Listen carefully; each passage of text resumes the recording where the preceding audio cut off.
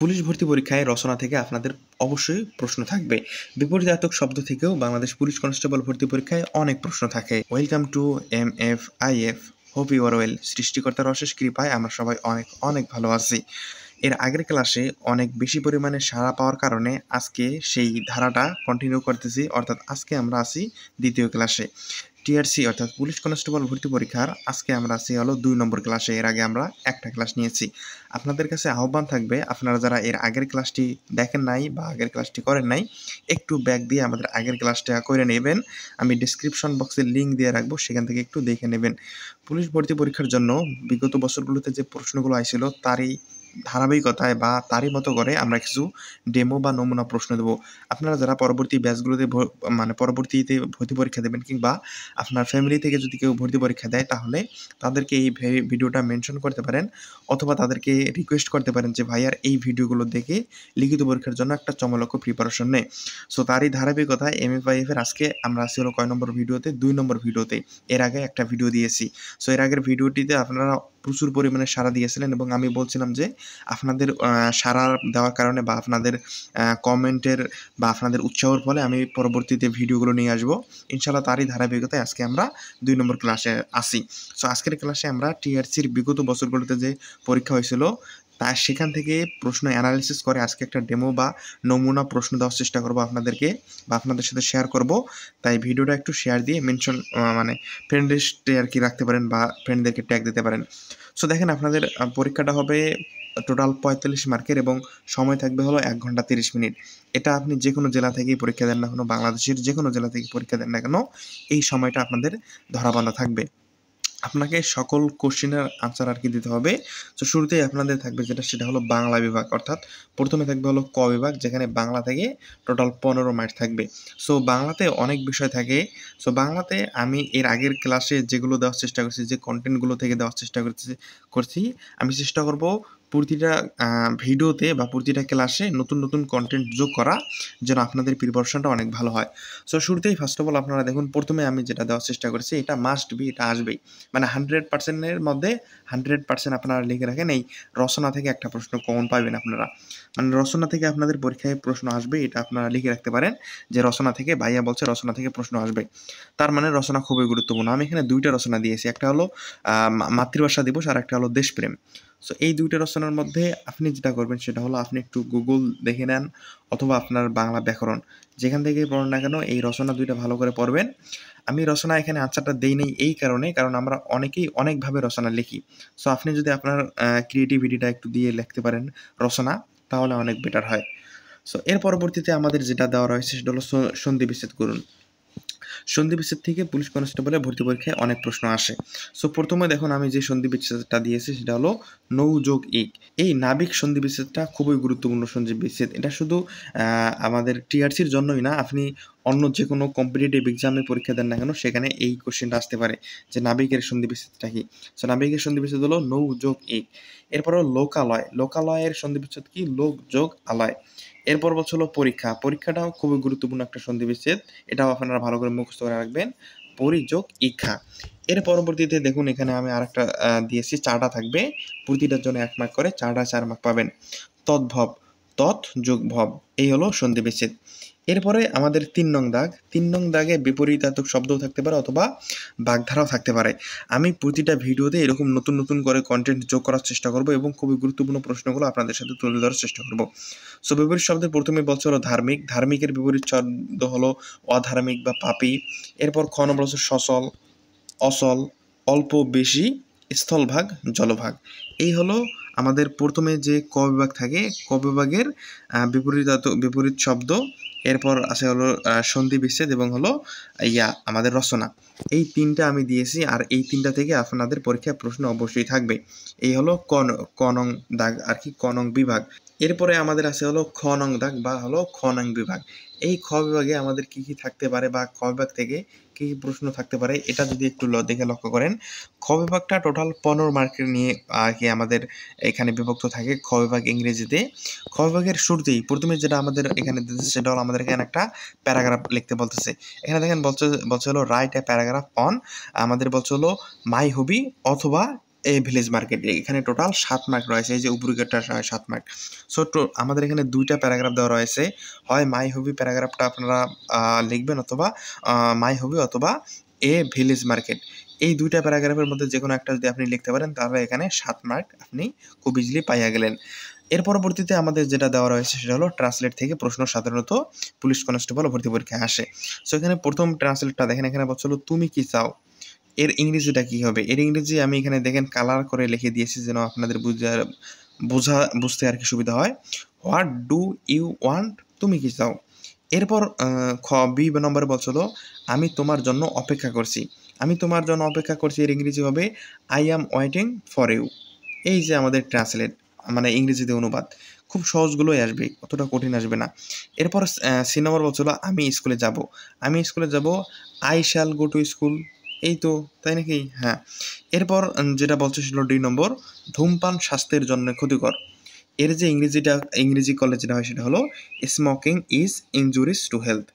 এই হলো police constable ভর্তি পরীক্ষায় ইংরেজি থেকে বাংলা থেকে ইংরেজি ট্রান্সলেশন, অথবা এটাই আসবে ইংরেজি থেকে বাংলা না, সাধারণত বাংলা থেকে ইংরেজি ট্রান্সলেশনেই আসে।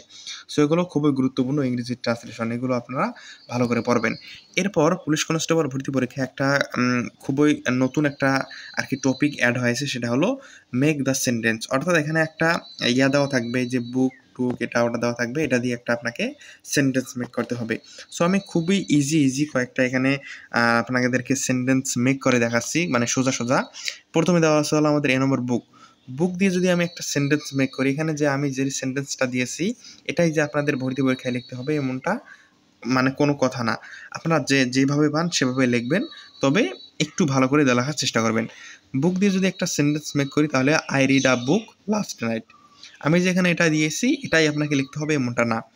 এরপর বি নম্বর বলছে যেটা বলছে সেটা হলো সায়েন্স হেল্প আস এভরিডে। সেই স্কুল দিয়ে আপনারা একটা সেন্টেন্স মেক করেন তো। স্কুল দিয়ে সেন্টেন্স মেক করলে হয় I go to school every day. এই তো নাকি? টিচার, আজকের ক্লাসে আপনাদের একটা হোমওয়ার্ক রইলো। 2 নম্বর ক্লাসে MF5 ভাইয়া আপনাকে একটা হোমওয়ার্ক দিল, টিচার দিয়ে একটা ইংরেজিতে সেন্টেন্স মেক করতে হবে। আর আমি রিকোয়েস্ট করব আপনাদেরকে, আপনারা কখনো এটা কারো হেল্প নেবেন না, বড় ভাই বড় বোন বা বই বা হলো গুগল, কোথাও কারো হেল্প নেবেন না। আপনার মনের মাঝে যেটা মানে যেটা আইছে সেটাই আপনি আমাকে জানাই দেবেন। টিচার দিয়ে একটা সেন্টেন্স মেক করে দেবেন। এখন কে কি দেয় দেউক, আপনার মাথায় যেটা আইছে সেটাই আমাকে আপনি মেক করে দেবেন। আর এই প্রশ্নগুলো ভালো করে পড়বেন। এই হলো ইংরেজি বিভাগ। এই প্রশ্নগুলো বেশি করে প্র্যাকটিস করার মাধ্যমেই আপনি কিন্তু ইংরেজিতে ভালো করতে পারবেন, বা পুলিশ কনস্টেবল ভর্তি পরীক্ষায় ইংরেজিতে ভালো করতে পারবেন। এটা হলো ইংরেজি।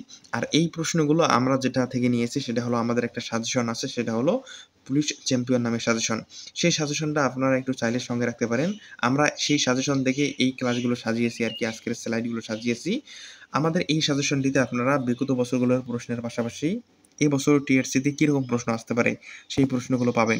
এবং পুলিশ কনস্টেবল ভর্তি পরীক্ষায় খুবই গুরুত্বপূর্ণ নমুনা প্রশ্ন পাওয়ার পাশাপাশি আমি এখানে মডেল টেস্টে দেওয়ার চেষ্টা করছি। আপনারা বিগত বছরগুলো নমুনা প্রশ্ন পড়ার পাশাপাশি এই মডেল টেস্টগুলো সলভ করবেন, ইনশাল্লাহ অনেক ভালো করতে পারবেন আপনারা লিখিত পরীক্ষায়। পাশাপাশি গুরুত্বপূর্ণ রচনা, প্যারাগ্রাফ, ট্রান্সলেশন, এই যে সেন্টেন্স মেক করা, ফ্রেশার ইডিয়ম, এগুলো তো অবশ্যই থাকছে। সো ভালো করে প্রিপারেশন নেওয়ার ক্ষেত্রে এই সাজেশনের কোনো বিকল্প নেই। আপনি যদি বই নেন মাশাআল্লাহ বই নিয়েও পড়তে পারেন, অথবা আমাদের এটার একটা ইবুক প্রিন্ট কপি আপনারা অবশ্যই সঙ্গে রাখবেন। এই যে আমাদের এখানে একটা নাম্বার দেওয়া রয়েছে, এই নাম্বারে অথবা আমাদের সাথে আর কি ফেসবুকে বা হলো আদার্স কোথাও থেকে থাকলে যোগাযোগ করতে পারেন। কেমন? ওকে। এরপর হলো গ নং বিভাগ। গ নং বিভাগটা হলো আমাদের সাধারণত সাধারণ গণিত এবং সাধারণ জ্ঞান নিয়ে 15 মার্কের অনুষ্ঠিত হয়ে থাকে। সো গ বিভাগের প্রথমেই আমাদের এখানে যেটা দেওয়া থাকে সেটা হলো পাটিগণিত থেকে একটা অঙ্ক থাকে। এখানে বলছে হলো আমাদের উৎপাদকীয় বিশ্লেষণ থেকে এখানে একটা কোশ্চেন দিয়েছে। x² + 5x + 6 কে উৎপাদকীয় বিশ্লেষণ করো। আমরা যদি সমাধানে দেখি, যদি লক্ষ্য করি, এখানে দেখেন এখানে বলছে হলো x² + 5x + 6। এটাকে যদি আমরা আর কি উৎপাদক করি, তাহলে এটা এমনভাবে ভাঙাবো যেন এটা মেলে এবং এটা হয় এবং এটা মেলে। তাহলে যদি আমরা ভাঙাই তাহলে x² + 2x + 3x নিলে 3 × 2 = 6 হয়, 3 আর 2 যোগ করলে 5 হয়। এই তো মিলে গিয়েছে। এখান থেকে যদি আমরা এক্স কমন নেই, এক্স প্লাস টু থাকে, এখান থেকে প্লাস থ্রি কমন নিলে এক্স প্লাস টু থাকে, তাহলে X plus three into X plus two. এই হলো আর কি গণিতের অঙ্ক। গণিতের ক্ষেত্রে উৎপাদক বিশ্লেষণ, তারপর হলো আমাদের যে ইয়া থাকে অর্থাৎ মান নির্ণয়, এখান থেকেই আর কি প্রশ্নগুলো থাকে। গণিতের এটা একটা অঙ্ক। আর একটা গণিতের অঙ্ক আছে, এই যে পাটিগণিতের একটা অঙ্ক এখানে আমাদের এখানে দিয়েছে তারা। সো পাটিগণিতের অঙ্কটা দেখে লক্ষ্য করেন, এখানে বলছে হলো 8 নম্বর অঙ্ক, পিতা ও পুত্রের বয়সের সমষ্টি 45। ঠিক আছে, পিতার বয়স পুত্রের বয়সের চেয়ে 25 বছর বেশি, পুত্রের বয়স তাহলে কত? একটু প্রশ্নটা বুঝেন তো, অঙ্কটা বুঝেন। এখানে বলছে হলো পিতা ও পুত্রের বয়সের সমষ্টি 45 বছর, পিতার বয়স পুত্রের বয়সের চেয়ে 25 বছর বেশি, তাহলে পুত্রের বয়স কত? এই তো হলো আমার অঙ্কটা, তাই না? সো এই অঙ্কটা যদি আমরা সলভ করি বা সমাধান করি, তাহলে আপনারা এইভাবে এই অঙ্কটা সমাধান করতে পারেন। আমাদের এখানে চাইছে কার বছর? পুত্রের বয়স চাইছে, তাহলে আমরা ধরি পুত্রের বয়স এক্স বা ওয়াই জেড, যে কোনো একটা আপনারা ধরতে পারেন। আর আমাদের কত বছর বেশি দেওয়া আছে? 25 বছর বেশি দেওয়া রয়েছে। তাহলে পুত্রের বয়স যদি এক্স বছর হয়, পিতার বয়স অবশ্যই এক্স প্লাস 25 হবে, 25 বছর। শর্ত মতে আমাদের পুত্রের বয়স এক্স প্লাস পিতার বয়স কত? এক্স প্লাস 25, সমষ্টি কত? সমষ্টি হলো 45 বছরে যে 45।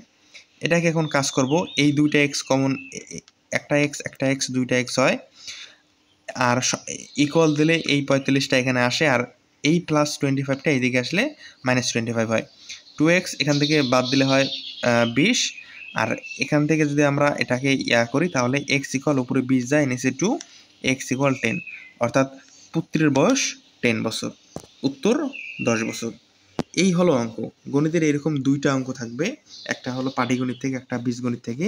এই অঙ্কগুলো যদি আপনারা একটু প্র্যাকটিস করেন, অথবা নবম দশম শ্রেণীর বইটা ফলো করেন, অষ্টম শ্রেণীর বইটা যদি ফলো করেন, তারপর হলো ষষ্ঠ শ্রেণীর বইটা ফলো করলে আপনারা এখানে ভালো নম্বর অর্জন করতে পারবেন বলে আমি আশা করি। আর আমাদের পুলিশ চ্যাম্পিয়ন সাজেশনে তো এই প্রশ্নগুলো থাকছেই। এরপর আছে হলো আমাদের প্রিয় বন্ধুরা সাধারণ জ্ঞান অংশটা, অর্থাৎ সাধারণ বিজ্ঞান অংশ, যেখান থেকে 5টা প্রশ্ন থাকে। এটা আপনাদের এমসিকিউ আকারেও থাকতে পারে, অথবা এইভাবেও থাকতে পারে। সো এখানে ক নম্বর যেটা বলছে সেটা হলো কোন খাদ্যে প্রোটিন বেশি? গরুর মাংসে কিন্তু প্রোটিন বেশি। পৃথিবীর ক্ষুদ্রতম মহাদেশ কোনটি? প্রিয় বন্ধুরা, পৃথিবীর ক্ষুদ্রতম মহাদেশ হলো অস্ট্রেলিয়া। অ্যাসিড বৃষ্টি হওয়ার জন্য কোন গ্যাস দায়ী? অ্যাসিড বৃষ্টি হওয়ার কারণে মূলত সালফার ডাই অক্সাইড এই গ্যাসটি দায়ী।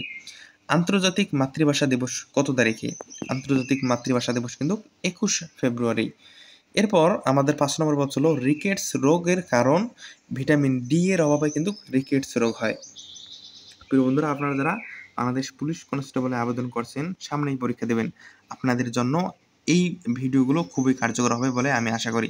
আজকের ক্লাসের যে হোমওয়ার্কটা আপনাদেরকে দেওয়া হইলো, এই হোমওয়ার্কটা অবশ্যই বাসায় বসে বসে প্র্যাকটিস করবেন, এবং তাহার যে আনসারটা সেটা অবশ্যই আমাদেরকে জানাই দেবেন। এবং আমি অবশ্যই আপনাদেরকে বলবো, এই প্রশ্নগুলো আপনি যেখান থেকেই পড়েন না কেন, এইরকম পরীক্ষায় কিন্তু আপনাদের পরীক্ষায় ঠিক এইরকম প্রশ্নই আসবে। সো বসে না থেকে এখন থেকে যদি একটু একটু করে প্র্যাকটিস করেন, একটু একটু করে যদি আমাদের সাথে লেগে থাকেন, কিংবা আপনার হাতের কাছে যে বইটা রয়েছে সেই বইটা থেকে যদি একটু একটু করে প্র্যাকটিস করেন, অথবা আপনি যদি আমাদের সাজেশন নিয়ে ওই সাজেশনটা ভালো করে পড়েন, ইনশাল্লাহ শেষ পর্যন্ত আপনি কিন্তু সফলতার হাসি আসবেন। আর আপনি যদি এখন থেকে পড়ালেখা না করেন, তাহলে কিন্তু আপনি শেষ পর্যন্ত সফলতার হাসিটা হাসতে পারবেন না। সো এটা কিন্তু খুবই একটা বাস্তব রিলেটেড কথা। অনেকেই কিন্তু টিআরসির লিখিত পরীক্ষায় আউট হয়ে যাবে, মানে লিখিত পরীক্ষায় গিয়ে বাদ পড়বে। তাদের একটাই কারণ, তারা লিখিত পরীক্ষায় প্র্যাকটিস করে না, লিখিত পরীক্ষা ভালো করে না। সো আমি আপনাদের কাছে উদারত আহ্বান করব, আপনি আমাদের সাথে থাকেন, অথবা অন্য কোনো প্ল্যাটফর্ম থেকে আমাদের সাথে যুক্ত হয়েছেন বা যেখান থেকে আপনি আমাদের সাথে যুক্ত হয়েছেন, আপনি আমাদের সাজেশন নেন বা না নেন, একটু এখন থেকে পড়ালেখা করবেন। একটু পড়ালেখার মাধ্যমেই আপনি টিআরসির ভর্তি পরীক্ষায় অনেক ভালো করতে পারবেন বলে আমি আশা করি। এর পরবর্তীতে কোন ভিডিও বা কোন টপিকের উপর ক্লাস চান, সেটা অবশ্যই আমাদেরকে কমেন্ট সেকশনে কমেন্ট করে জানাতে ভুলবেন না। এবং আজকের এই ক্লাসটি এ পর্যন্তই। আপনারা সবাই ভালো থাকবেন, সুস্থ থাকবেন। আল্লাহ হাফেজ।